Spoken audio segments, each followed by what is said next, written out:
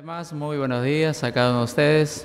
Ya estamos aquí una vez más para compartir la palabra del Señor y como corresponde el estudio de esta mañana, estamos desarrollando el libro de los Hechos, ¿no? Conocido como Hechos de los Apóstoles, ¿no? Pero algunos teólogos también consideran que más que el Hecho de los Apóstoles, dice que es los hechos del Espíritu Santo, ¿no? Y en verdad, cuando uno toma este libro, los capítulos que tiene este hermoso libro de Hechos, vamos a ver una fuerte influencia del Espíritu Santo en el desarrollo de la iglesia, ¿no? Y también en la vida de los apóstoles, por consiguiente, ¿no? Entonces nos damos cuenta que el Espíritu Santo es la tercera persona de la Trinidad, es Dios mismo, ¿no? Guiando a su iglesia, ¿no? Y vamos a abrir nuestras Biblias en este libro, capítulo 13, como corresponde hoy.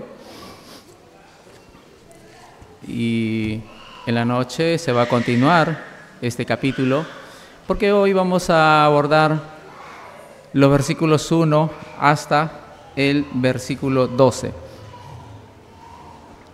Hechos, capítulo 13, versículo 1 al 12. Muy bien, vamos a orar antes. Amado Dios, queremos darte gracias, Señor, por darnos una vez más este hermoso momento de abrir tu palabra, Señor. Amado Dios, te rogamos que tú tomes el control de este momento, Dios. Que el Espíritu Santo pueda también guiarnos a entender, a comprender lo que tú, Señor, quieres manifestarnos en esta mañana a través de este capítulo. Oramos y te lo rogamos en el nombre poderoso de tu Hijo amado, el Señor Jesucristo, nuestro Salvador. Amén.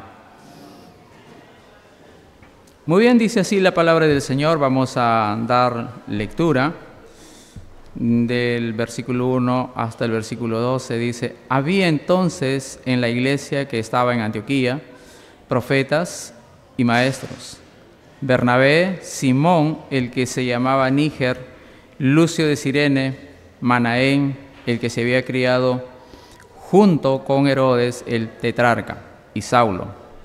Ministrando estos al Señor y ayunando, dijo el Espíritu Santo: apartadme a Bernabé y a Saulo para la obra a que los he llamado. Entonces, habiendo ayunado y orado, les impusieron las manos y los despidieron. Ellos, entonces, enviados por el Espíritu Santo, descendieron a Seleucia y de ahí navegaron a Chipre. Y llegados a Salamina, anunciaban la palabra de Dios en las sinagogas de los judíos. Tenían también a Juan de ayudante. Y habiendo atravesado toda la isla hasta Pafos, hallaron a cierto mago, falso profeta, judío, llamado Barjesús, que estaba con el procónsul Sergio Paulo, varón prudente. Este, llamando a Bernabé y a Saulo, deseaba oír la palabra de Dios, pero les resistía Elimas, el mago, pues así se traduce su nombre, procurando apartar de la fe al procónsul. Entonces Saulo, que también es Pablo, lleno del Espíritu Santo, fijando en él los ojos, dijo: oh lleno de todo engaño y de toda maldad, hijo del diablo, enemigo de toda justicia, ¿no cesarás de trastornar los caminos rectos del Señor? Ahora pues, he aquí la mano del Señor está contra ti, y serás ciego y no verás el sol por algún tiempo. E inmediatamente cayeron sobre él oscuridad y tinieblas, y andando alrededor buscaba quien le condujese de la mano. Entonces el procónsul, viendo lo que había sucedido, creyó, maravillado de la doctrina del Señor. Muy bien, encontramos aquí esta narración importante, interesante. Y el tema de esta mañana es: la iglesia envía misioneros. ¿Ya? La iglesia envía misioneros. Y el propósito es que nosotros entendamos a través de este pasaje, es cumplir el mandato del Señor enviando misioneros para expandir el Evangelio, estableciendo nuevas iglesias. ¿No? Ese es el propósito, cumplir el mandato del Señor, ¿no? Que la iglesia cumpla el mandato del Señor en este presente siglo, enviando misioneros para expandir el Evangelio, expandiendo nuevas iglesias. Este capítulo de Hechos comienza con la iglesia en Antioquía. ¿Ya? Antioquía era una comunidad de diversidad de creyentes, ¿no? Y esta iglesia, en esta iglesia, habían muchos maestros, habían también muchos profetas, ¿no? De tal manera de que se había convertido en el centro significativo de actividad cristiana y era conocida por su fuerte liderazgo y también su compromiso con la oración y el ayuno. Estos son los rasgos que tiene esta iglesia de Antioquía. En ese contexto, el Espíritu Santo habla a la iglesia instruyéndoles a apartar a Bernabé y a Saulo para una obra especial. Esta directiva destaca también la importancia de la labor del Espíritu Santo en la misión de la iglesia. La respuesta de la iglesia fue imponer manos sobre Bernabé y Saulo y enviándoles demuestra su obediencia y unidad a seguir el llamado de Dios. Emprendiendo su viaje a Chipre, encuentran oposición de un hechicero llamado Elimas. Este enfrentamiento ilustra también la guerra espiritual que acompaña la proclamación del Evangelio. Pablo reprende a Elimas, causándole ceguera temporal. Este evento milagroso lleva al procónsul Sergio Paulo a creer en el Señor. El encuentro con Elimas destaca el poder del Evangelio para vencer la oscuridad espiritual y también la autoridad de los apóstoles como mensajeros de Dios.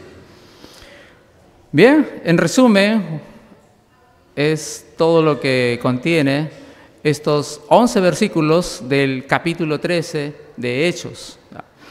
Vamos ahora a ir al versículo 1 y vamos a ver aquí algunas características importantes, ¿no? Que denota también, se denota en este capítulo. Del versículo 1 al 4 vamos a ver el inicio de las misiones, ¿ya? El inicio de las misiones. Prácticamente aquí en este capítulo se va a dar el inicio de las misiones y de cómo Dios va a tomar a dos personas, ¿no? Para emprender esta misión, ¿ya?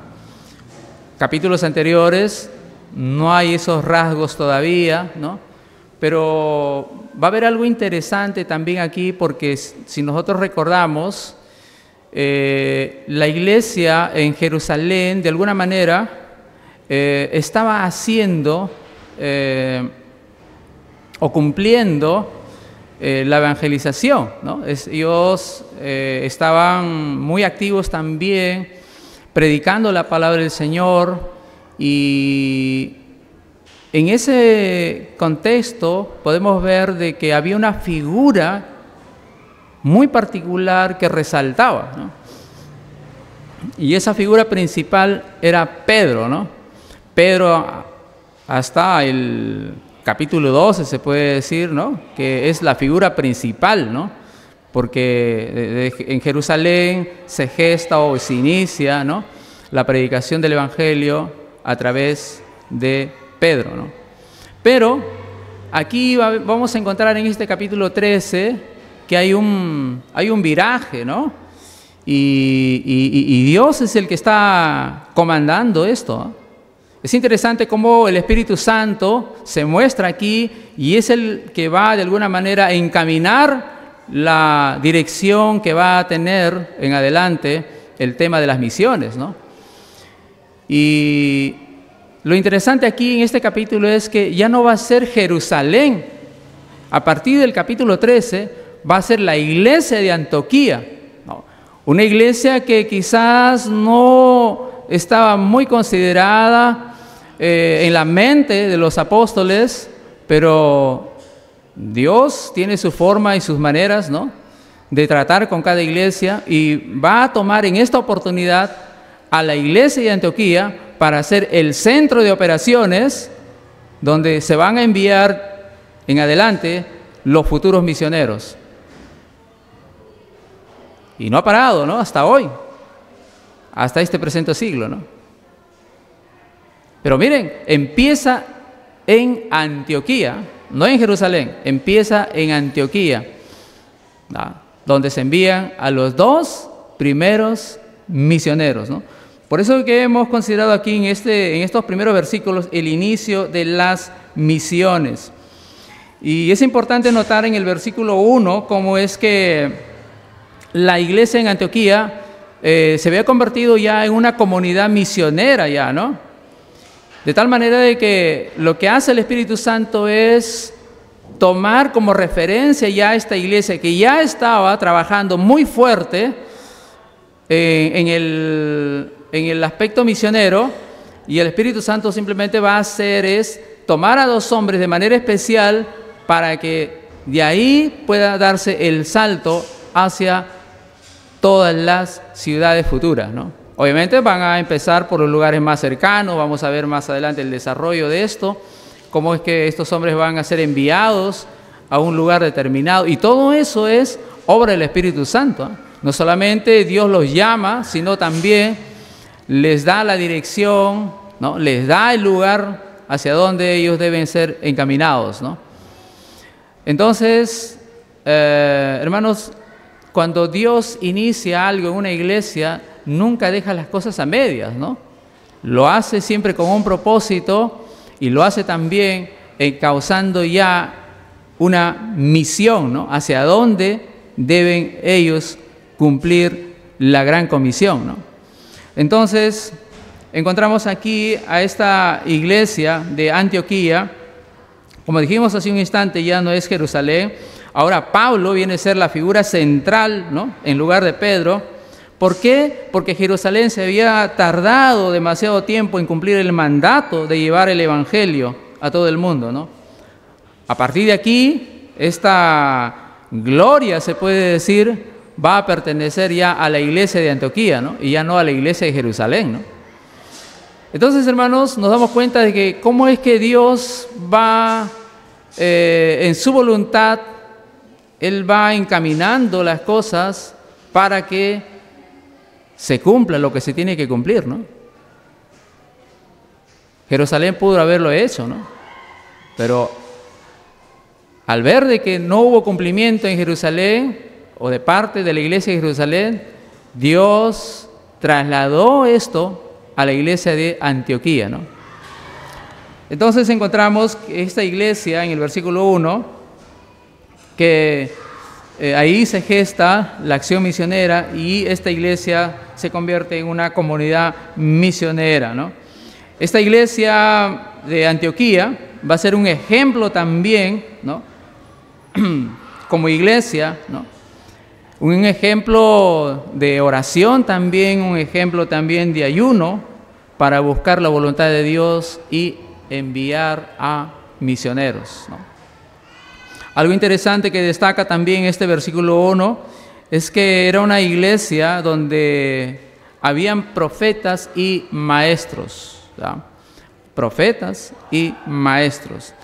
Hay que recordar aquí de que todavía existían los profetas, porque estaba todavía en proceso, ¿no?, de la revelación del Nuevo Testamento, ¿no?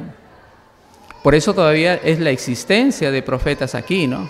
Porque de alguna manera Dios estaba utilizando a los profetas, ¿no?, para dar el mensaje o para dar algunas directivas, ¿no? Y como Dios lo está haciendo a través del Espíritu Santo aquí. Pero ya terminado el primer siglo después de Cristo, ya estos profetas, se puede decir, cesaron ya en su oficio, ¿no? De tal manera de que apóstoles y profetas, ¿no?, como oficio, terminaron en el primer siglo después de Cristo. Y usted se preguntará entonces, hermano, ¿y por qué hay ahora apóstoles? ¿Por qué hay profetas, no? Bueno, yo les puedo decir de que bíblicamente eso no es correcto, ¿no? Lo que encontramos hoy en el presente, en la iglesia, son maestros y ellos no han cesado, ¿no? Se requiere más bien de maestros, ¿no? Entonces, maestro sigue vigente todavía, ¿no? Y tenemos que orar, hermanos, para que Dios siga levantando más maestros dentro de la iglesia, ¿no?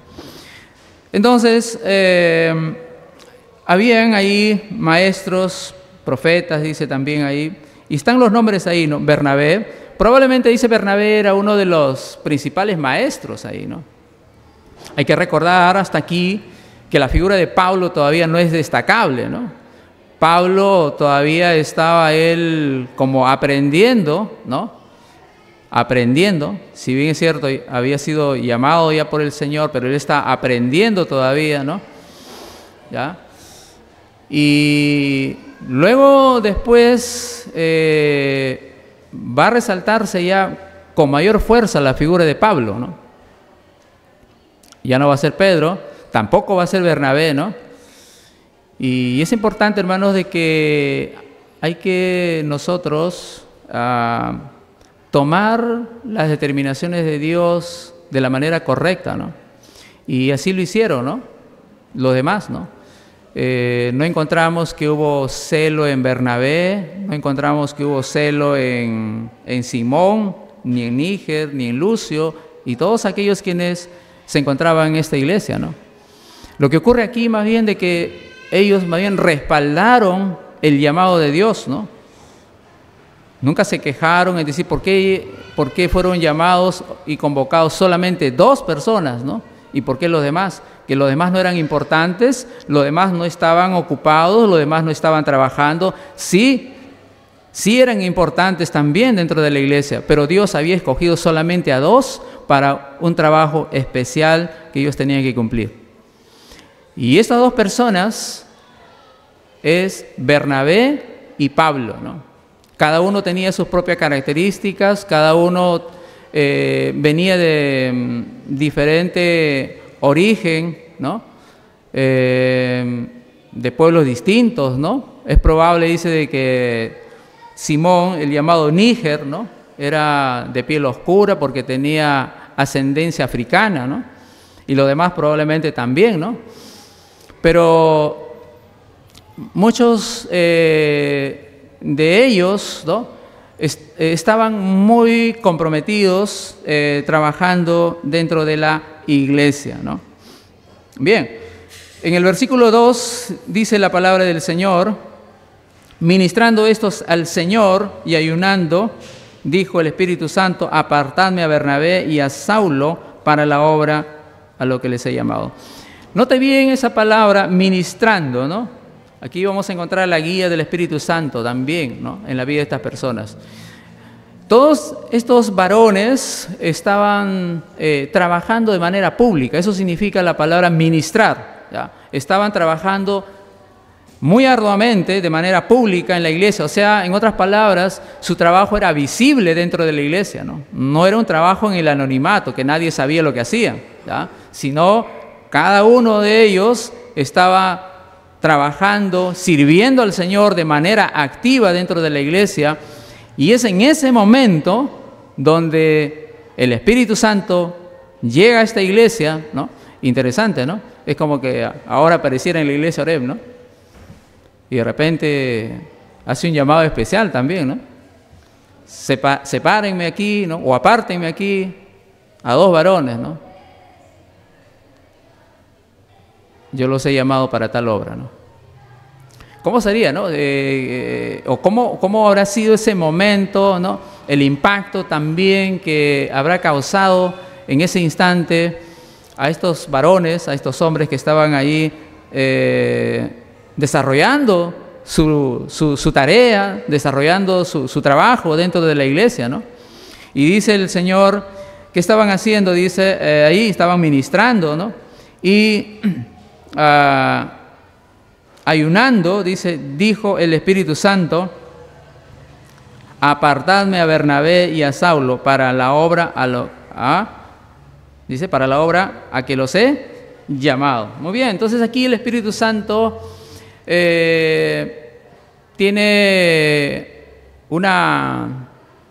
se puede decir, una actividad, ¿no? Muy preponderante, ¿no? Y tiene un papel muy fundamental dentro de esta iglesia, ¿no? Y el Espíritu Santo va a tomar las decisiones en esta iglesia, ¿no? Y no es que la iglesia decide a quién enviar en ese momento, sino el Espíritu Santo, muy puntual, dice, apártenme a Bernabé y apártenme a Saulo. ¿Ya? Para que no haya preferencias, pues, ¿no? Para que no digan, no, pero yo estuve de acuerdo que vaya mejor Manaén, ¿no? O yo estoy de acuerdo mejor que vaya Lucio o Simón, ¿no? Pero no, Dios había ya determinado que estas 2 personas serían las figuras principales, ¿no? A quienes Dios tomaría para emprender esta gran misión, ¿no? De llevar el Evangelio hacia otros lugares, ¿no? Entonces, el Espíritu Santo aquí toma un papel importante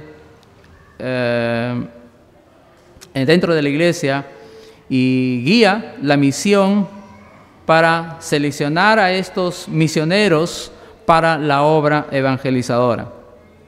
Versículo 3 dice, entonces, habiendo ayunado y orado, les impusieron las manos y los despidieron, ¿no? Encontramos aquí también la importancia de la oración y del ayuno, ¿no?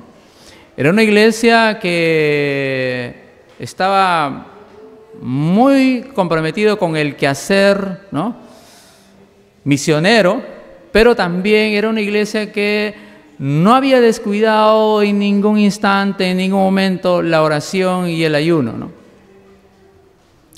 Algo que se destaca en esta iglesia, ¿no?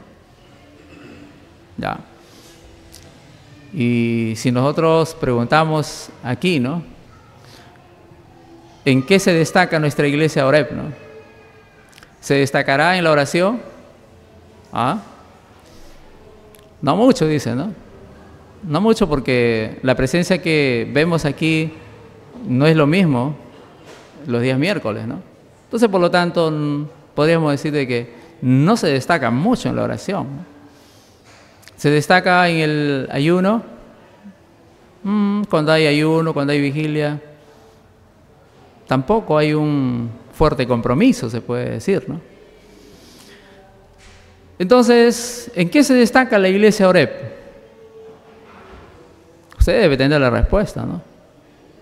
Lo dejamos ahí. Entonces, miren lo que tenía esta iglesia de Antioquía, ¿no? Se destacaba bastante por su trabajo fuerte en las misiones, ¿no? Muy comprometido con enviar misioneros, ¿no? Trabajando allí, ¿no? Pero también tenían un trabajo fuerte, o estaban muy involucrados en la oración y estaban muy involucrados también en el ayuno. Ahora bien, ¿es importante la oración y el ayuno? Claro que sí, por eso es que esta iglesia le pone énfasis a todo proyecto, ¿no? A toda misión, ¿no? Se puede decir, ¿no? A todo emprendimiento, a todo lo que quiera desarrollar la iglesia, Primero lo pone en ¿qué? En oración y ayuno. No se puede tomar una decisión dentro de una iglesia sin antes no haber tenido un tiempo de oración y ayuno. Ahora, el ayuno no es algo que sea impuesto para la iglesia del presente, ¿no? Pero podemos tomar como ejemplo, ¿no? Podemos tomar como ejemplo, ¿no? No es que se nos imponga para la iglesia del presente en tener modelos de ayuno o en establecer ayunos de manera constante y permanente, ¿no? No es la regla, pero sí es un principio que de alguna manera podemos tomarlo también porque así lo tuvo esta iglesia, ¿no? Pero lo que sí debe desarrollar la iglesia de una manera muy fuerte es la oración, ¿no? La oración, ¿para qué? Para encontrar la dirección de Dios en la toma de decisiones, ¿no? Y esta iglesia dice, lo primero que habían hecho es ayunado y orado antes de imponer las manos, antes de decirle, hermanos, ¿están ustedes preparados para salir al campo misionero, ¿no? Antes de darle la bendición y la despedida, ¿no? Primero hicieron oración y ayuno, ¿no? Entonces, hermanos, esa práctica debe ser en la iglesia, ¿no? Orar primero antes de tomar una decisión o antes de enviar a algún hermano a desarrollar una tarea espiritual también, ¿no? O antes de buscar un maestro para servir o de repente para ocupar una responsabilidad dentro de algún ministerio, es importante orar al Señor, ¿no? Y el Señor debe ser aquel que muestra a la persona que es idónea y adecuada para ocupar o para tomar dicha responsabilidad dentro de la iglesia, ¿no? Entonces es vital la oración, hermanos. En la oración encontramos dirección, encontramos la guía de Dios, encontramos el consejo de parte de Dios y la sabiduría también para tomar la decisión de alguna elección o determinación dentro de la iglesia. La iglesia en Antioquía, entonces, vamos a encontrar en este versículo 3, se une en oración y ayuno para buscar la voluntad de Dios, para planificar y para ejecutar dicha misión. Lo mismo debemos hacer nosotros también como iglesia, ¿no? Debemos tener eso como norma, como práctica, ¿no? Para buscar la voluntad del Señor debemos orar, ¿no? Para planificar también debemos orar, ¿no? Y para ejecutar, sea cual fuere la decisión a tomar como iglesia, debemos orar, ¿no? Debemos orar. Versículo 4 dice, ellos entonces, enviados por el Espíritu Santo, descendieron a Seleucia y de allí navegaron a Chipre, ¿no? En el versículo 3 hay algo que también quería destacar. Algunos se preguntan qué significado tenía eso de la imposición de manos, ¿no? Antes de entrar al versículo 4. Es una práctica actual también como iglesia, sí, pero ¿qué significado tiene eso, no? O sea, ¿cuánto ayuda eso a hacerlo o no hacerlo, no? Pero sí encontramos que es una práctica bíblica, ¿no? Y que se pueda no hacer tampoco es pecado, ¿no?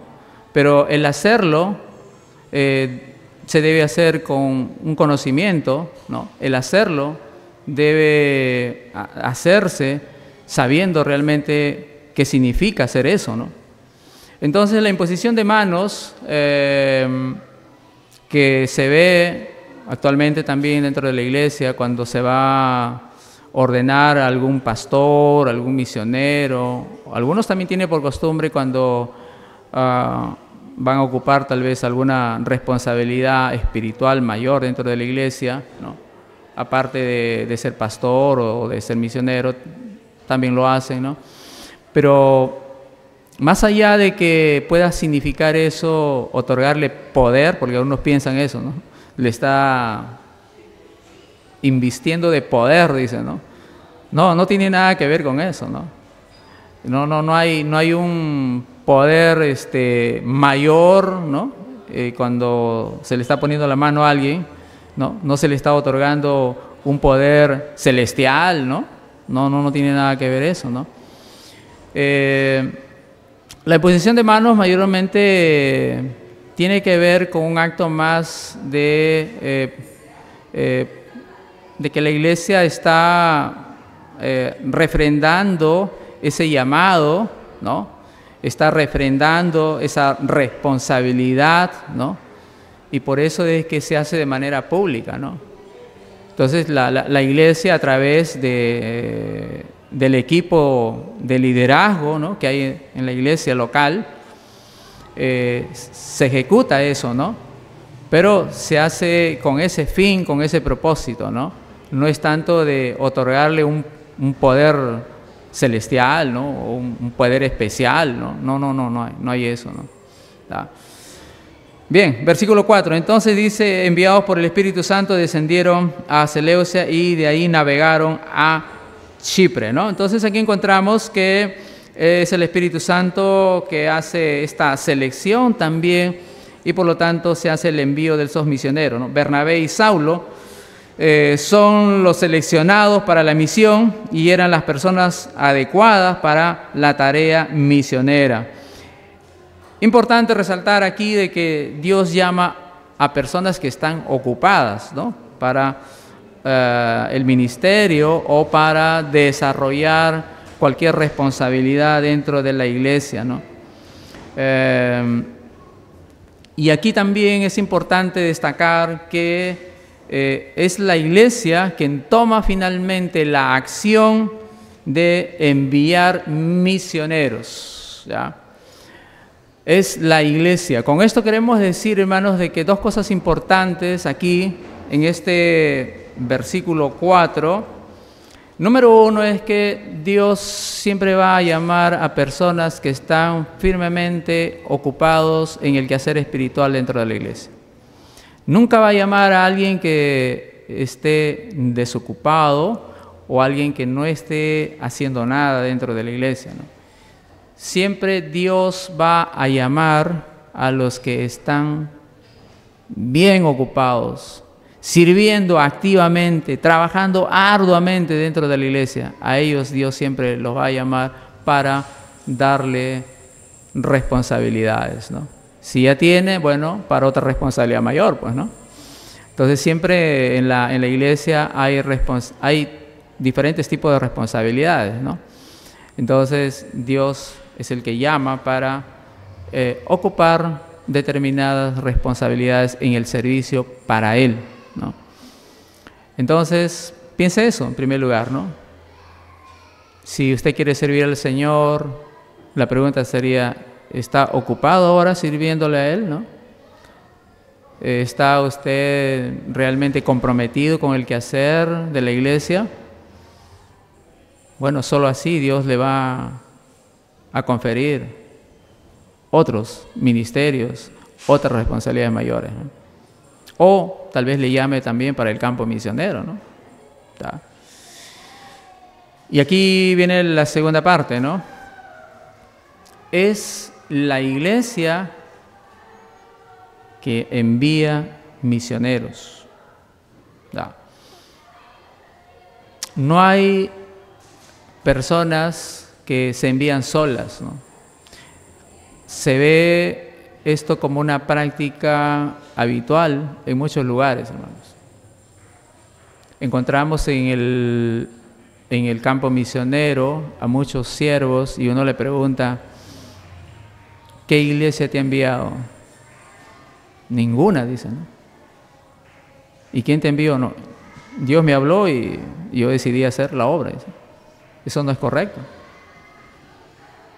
Eso no es correcto. Bíblicamente es que el misionero, o sea, el hombre que va a salir al campo de las misiones a llevar el evangelio, tiene que salir de la iglesia local. Y la iglesia local es la que tiene que enviar, ¿no? Y aquí lo encontramos en este capítulo 13, ¿no? El Espíritu Santo no va fuera de la iglesia a tomar hombres para ministrar su palabra. ¿Va a dónde? Va a la iglesia, y específicamente va a la iglesia de Antioquía, y de ahí toma de todos los grupos de hombres, ¿no?, quienes estaban conformados por profetas y por maestros, ¿no?, grandes hombres de Dios ahí, toma a 2, ¿no? ¿Pero de dónde lo saca? De la iglesia. No lo saca del mercado, no lo saca de, no sé, de la playa, cuando están de camping, paseando, ¿no? O no sé, de una discoteca, ¿no? No lo sacas de ahí, lo sacas de la iglesia, ¿no? Porque es de la iglesia donde tienen que salir estos hombres de Dios, ¿ya? Y es la iglesia la que finalmente tiene que cumplir el mandato del Señor, ¿no? Y eso está refrendado en Mateo capítulo 28, ¿no? Versículo 19 al 20, ¿no? Entonces, es la iglesia la que envía, ¿no? Así que, hermanos, hay que tener en cuenta eso, ¿no? Nadie puede autoproclamarse misionero por sí solo, ¿no? O irse al campo misionero por su propia cuenta, ¿no? O también hacer algo, ya un poquito vamos bajando a la estructura de la iglesia que tenemos, ¿no? Acá también, ministerios, ¿no? De repente alguien que está o forma parte de un ministerio, ¿no?, y de repente se va por su propia cuenta, ¿no? Eso no es correcto. Por algo hay un líder de ministerio y él tiene que dar cuenta a su líder antes de tomar una decisión, ¿no? No se puede aparecer él como fantasma y diciendo, aquí estoy, he venido, hermano, voy a hacer la obra del Señor. Y la pregunta es, o la iglesia donde él está, debe preguntarle al pastor, ¿quién te ha enviado, no? ¿Sabe tu iglesia? ¿Sabe tu líder de ministerio por qué has venido? No, es que yo he venido por mi propia cuenta porque tengo ganas de hacer la obra. No, hermano. Puede haber buen deseo, buena voluntad, todo, pero si quiebras el principio de respeto a la autoridad, entonces esa obra que vas a hacer no es de bendición. Y nunca será de bendición porque estás quebrando un principio elemental, ¿no?, de no tener en cuenta al líder que está por encima, ¿no? Y el principio de liderazgo nos da el Señor mismo, ¿no? El Señor Jesucristo que dijo, Padre, no se haga mi voluntad, sino que se haga tu voluntad. O sea, en otra palabra está diciendo el Señor, Padre, que no se haga lo que yo quiero, ¿no? Yo puedo querer hacer muchas cosas, ¿no?, pero Señor, haz que se haga tu voluntad. Hermanos, ese es un principio elemental, ¿no? Elemental para que todos nosotros lo tomemos en cuenta, ¿no? Recuerde, no será de bendición cuando usted hace las cosas por su propia cuenta. ¿Ya? Bien. Vamos a ver en el segundo aspecto, ya entramos al versículo 5 al 7. Vamos a ver también la importancia de la predicación. Versículo 5 dice la palabra del Señor, y llegados a Salamina, de versículo 4 dice que ellos descendieron a Seleucia y de ahí navegaron a Chipre, y llegados a Salamina anunciaban la palabra de Dios en las sinagogas de los judíos, tenían también a Juan de ayudante. Vamos a encontrar en este versículo 5 la predicación como mandato de Dios, ¿ya? Ellos ya habían sido enviados y van a tener que descender por Seleucia, era un terreno un poco agreste, pero tenían que recorrer varios kilómetros hasta llegar allí. ¿Hasta dónde dice? ¿Hasta qué lugar? Van a navegar hasta Chipre, ¿cierto? Chipre es una isla que va a estar conformada por dos ciudades importantes, ¿no? Que es Salamina y luego también Pafos, ¿ya? Esas dos ciudades eran ciudades importantes de esta isla. Era una isla muy pequeña, pero se puede decir, una isla de mucho comercio, ¿ya? Había mucha actividad comercial, ¿no? De tal manera de que en sus inicios esta isla estuvo a mano de los egipcios, ¿no? En la época de Ptolomeo, creo, ¿no? Y posteriormente, como esta isla pues tenía mucha riqueza, se puede decir, ¿no? Mucha riqueza natural, ¿no? Luego fueron tomados por los romanos, ¿ya? Y los romanos pues tenían como su centro de operaciones Pafos, ¿no? El centro de operaciones de los romanos era la ciudad de Pafos, ¿no? Pero Salamina también era una ciudad importante, donde había una fuerte comunidad también de judíos ahí, ¿no?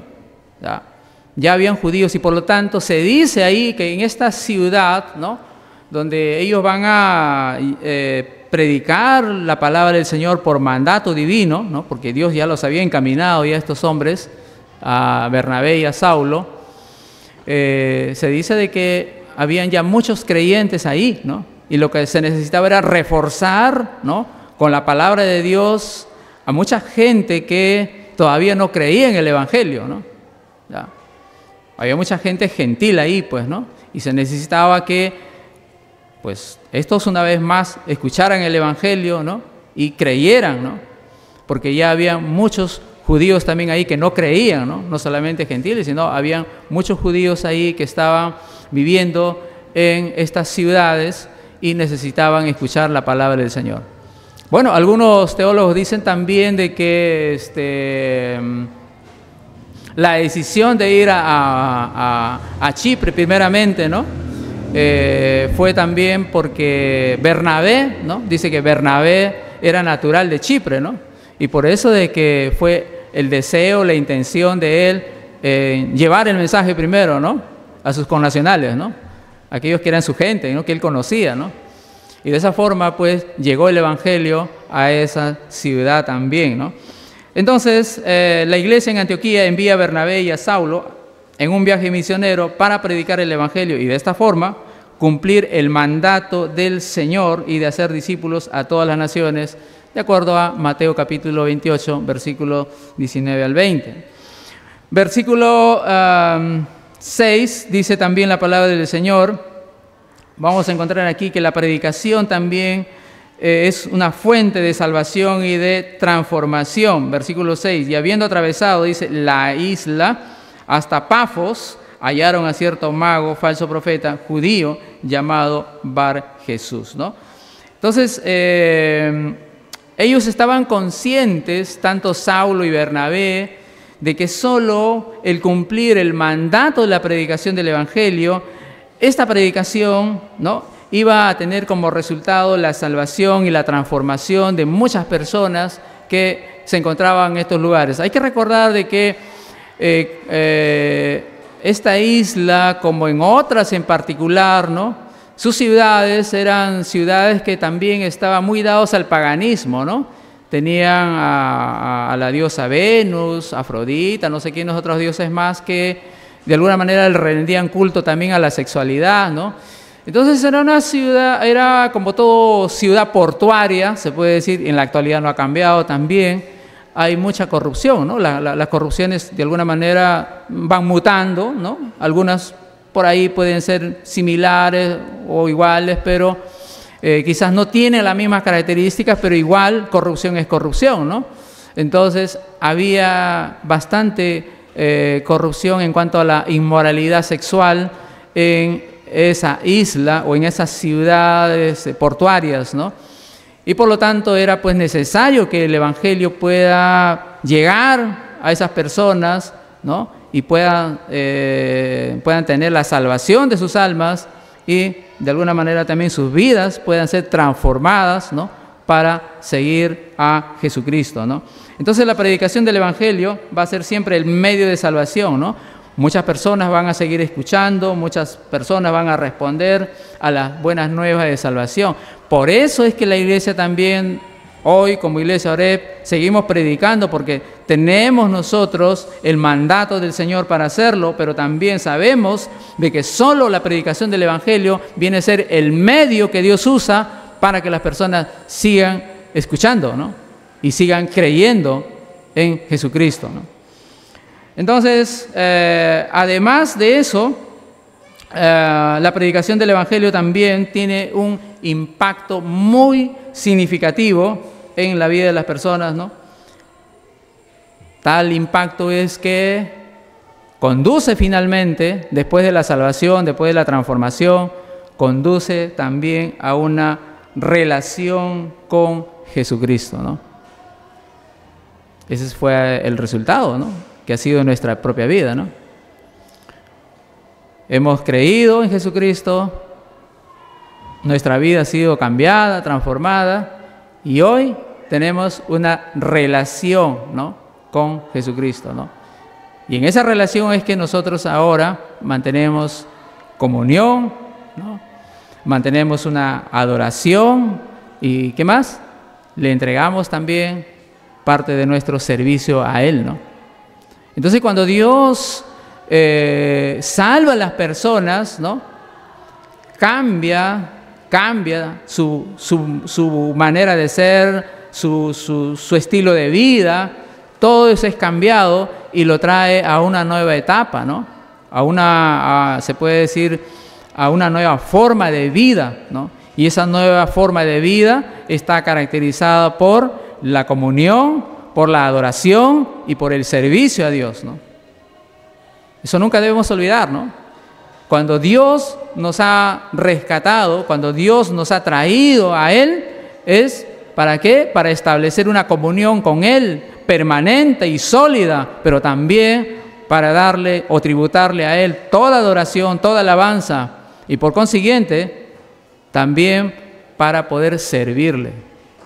Hermanos, esos tres componentes debe tener siempre o debe estar siempre marcado en la vida de todo creyente, ¿no? El servicio a Dios, ¿no?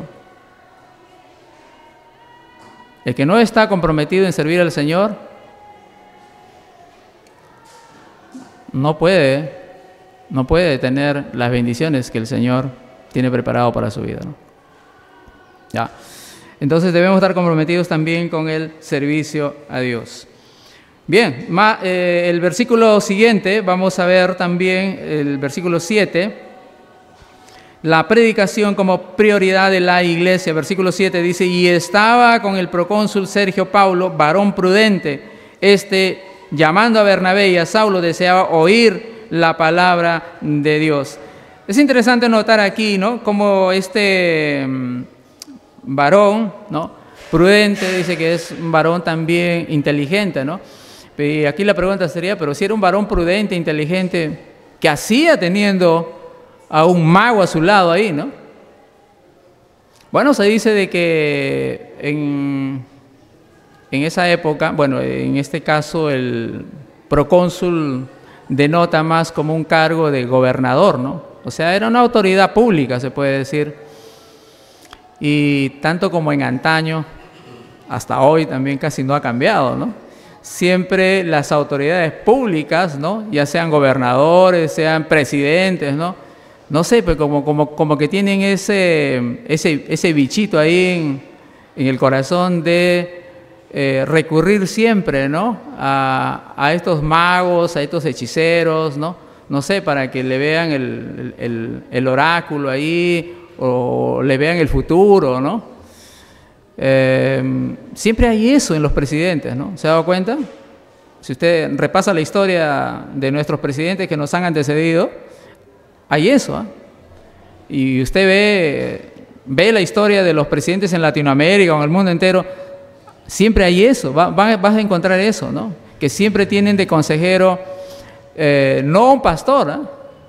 No a alguien espiritual, sino más bien alguien que tenga que ver más con la santería, con la hechicería, con la magia, ¿no? Con esas cosas, ¿no? Oscuras, ¿no? Es lamentable y eso trae condenación, hermano. Eso trae condenación. Lo que ocurre, dice, en el país de Venezuela, además de las cosas que hizo el expresidente, que ya, bueno, pues no, ya no está, ¿no? Se dice que él, además de todas las cosas que usted sabe, dice que él llevó la brujería a Palacio de Gobierno. Dice que convocó a los mejores santeros, ¿no? O sea, hechiceros y magos, ¿no? A Palacio de Gobierno, ¿no? Y eso se ha quedado ahí, ¿no? Y esa maldición vino a Palacio y por consiguiente la maldición a toda la nación, pues, ¿no? Y más allá de eso, creo que dice, no sé, si hay algún venezolano acá puede corroborar eso. En algunos de sus billetes tienen representados a esos hombres, ¿no? Dios nos libre, hermanos, que ocurre eso en nuestro país, ¿no? A Dios gracias, por lo menos acá en nuestros billetes, en nuestras monedas, hay otro tipo de representaciones, ¿no? Pero es una cosa horrorosa, ¿no? Cómo es que presidentes de una nación tengan que llevar eso, ¿no? Pero bueno, el procónsul tenía eso, pues, ¿no? O sea, lo tenía ahí, ¿no? Como un consejero a su lado, ¿no? ¿Ya? A pesar siendo un hombre inteligente, prudente, ¿no? Pero bueno, la inteligencia, la prudencia no te da sabiduría también, ¿eh? Son dos cosas distintas, ¿ya? El ser inteligente, el ser prudente no significa que eres sabio, ¿no? Hay muchas personas inteligentes y prudentes o con tanta inteligencia, pero son necios, ¿no? Falta sabiduría, ¿no?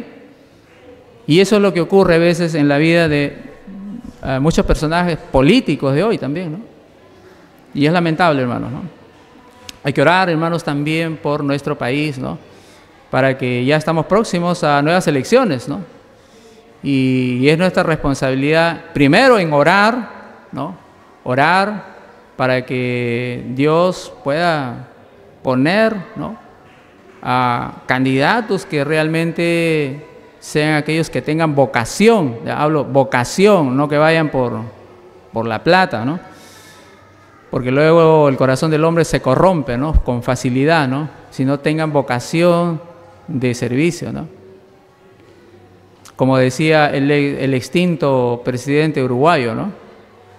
Él decía de que todos los que quieren ostentar cargos públicos, ¿no?, hacer política, ocupar el cargo más alto, la investidura más alta de la nación, deben llegar a ser servidores o deben llegar como servidores y no tanto deben llegar como para servirse del país, ¿no?, o para servirse de la gente, ¿no?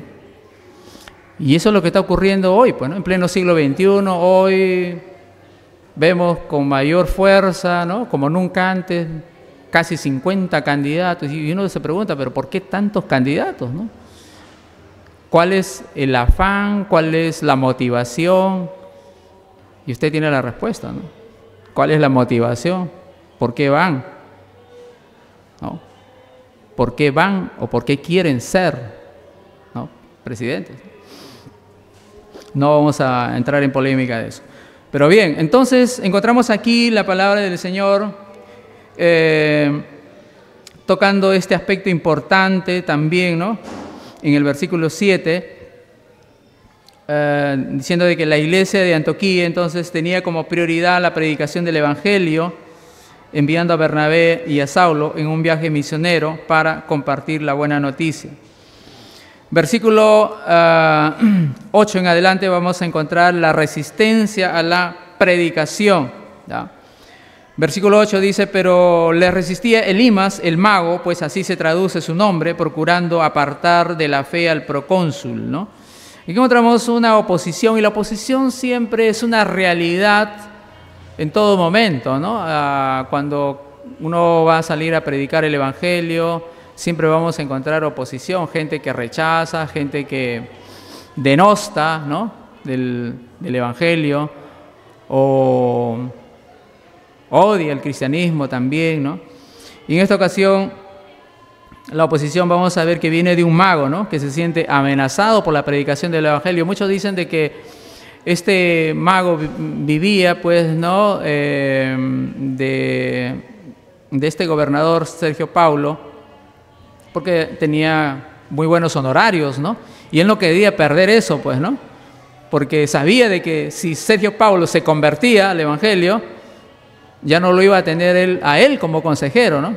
Entonces, por eso él estaba defendiendo más sus propios intereses, se puede decir, ¿no? ¿Ah? Por eso es que rechazaba fuertemente, ¿no?, el Evangelio, ¿no? Porque ya se iba a acabar su momento de gloria para él, ¿no?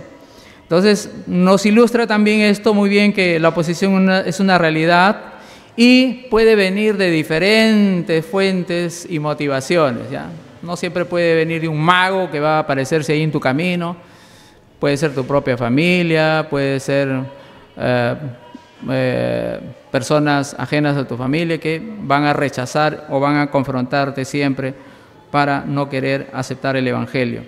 Versículo 9 también dice la palabra del Señor. Entonces dice Saulo, que también es Pablo, lleno del Espíritu Santo, y fijando sus ojos, dijo: oh, lleno de todo engaño y de toda maldad, hijo del diablo, enemigo de toda justicia, ¿no cesarás de trastornar los caminos rectos del Señor? Bien, entonces aquí encontramos el poder, ¿no?, de la palabra de Dios, cómo es que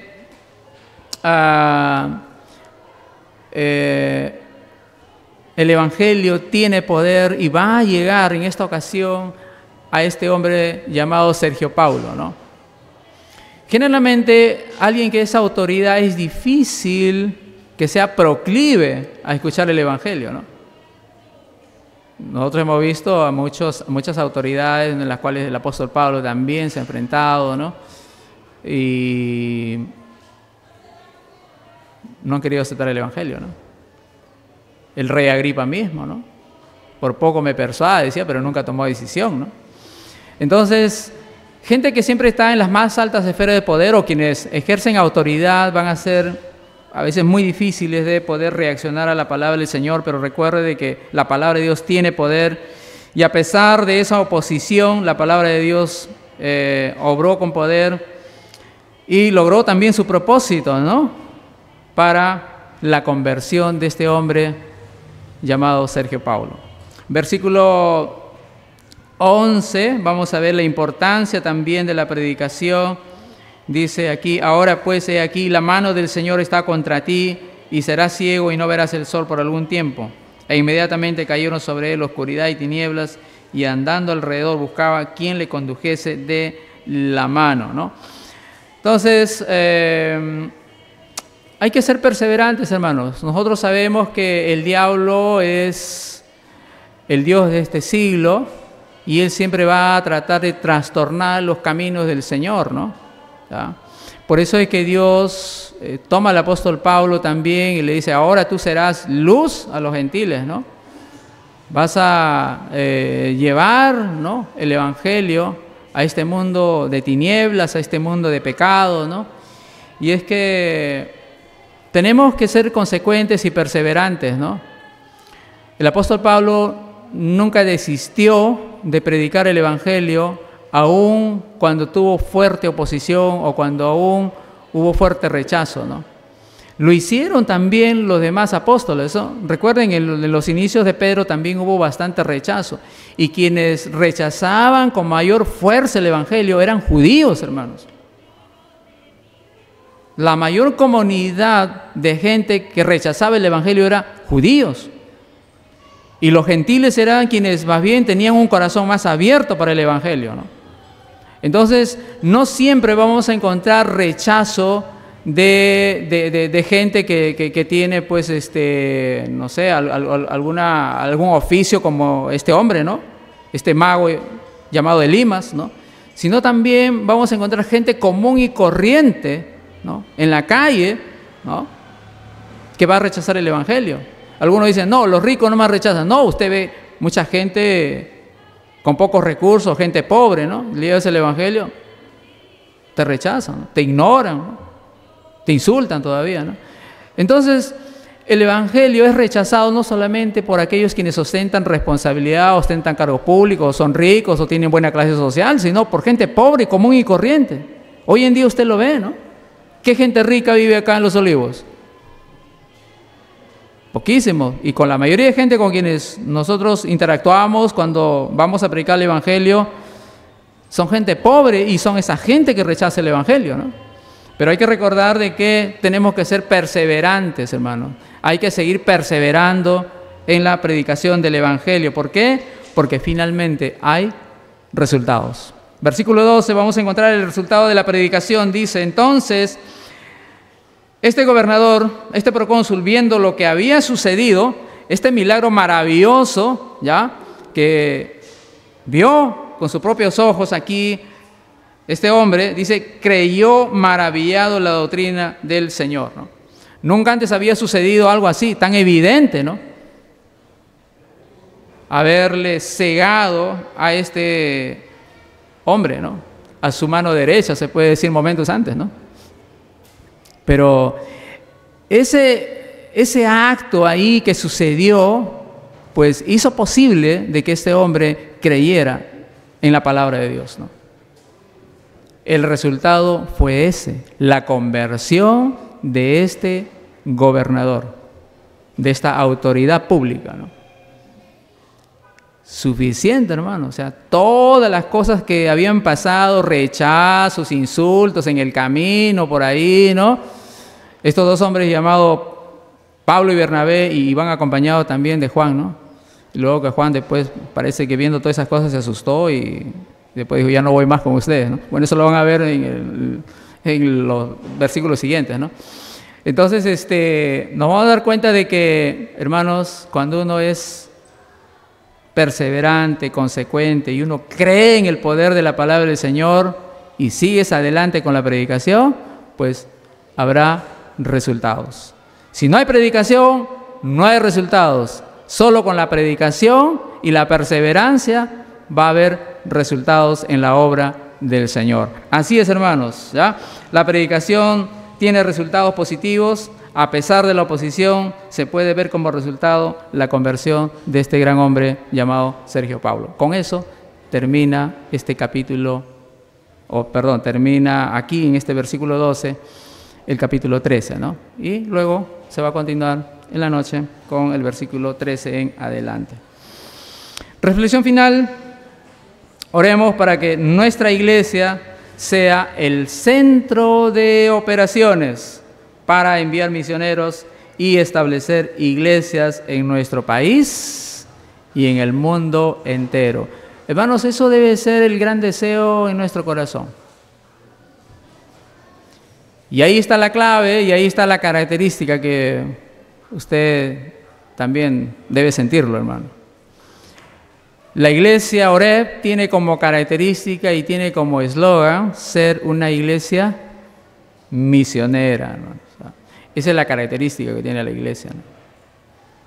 Si usted se ha dado cuenta, usted ha llegado, no solamente ha visto la estructura de la iglesia, sino ha visto y sabe muy bien y debe saber y debe reconocer que así es, que la iglesia invierte el mayor porcentaje de sus ingresos económicos es para enviar misioneros.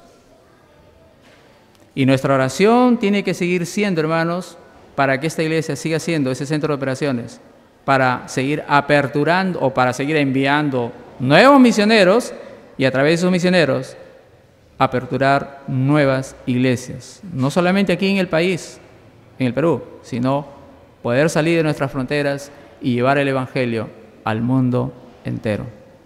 Para eso Dios ha levantado esta iglesia. Para eso Dios le ha traído aquí a esta iglesia, para que su corazón sea un corazón que ame a las misiones. Y Dios tenga esa gracia y esa misericordia de que a través de esta iglesia se sigan enviando más misioneros. Hoy tenemos 3 misioneros todavía, en la cual la iglesia los ha enviado y están siendo sostenidas por la iglesia. Pachacuta y Ventanilla, Caraballo y Guarmey, que está en el departamento de Ancash, ¿no? Hay uno que ya se independizó, Centro de Lima también, se inició y hoy ya está caminando solo. Y es una iglesia establecida ya, ¿no? Pero ese es el camino, hermanos. Ese es el camino.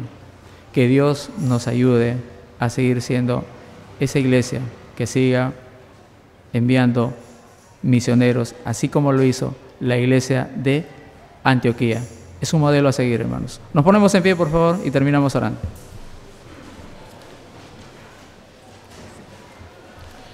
Oremos. Dios Santo y Padre Celestial, te damos gracias, Señor, en esta mañana por tu palabra.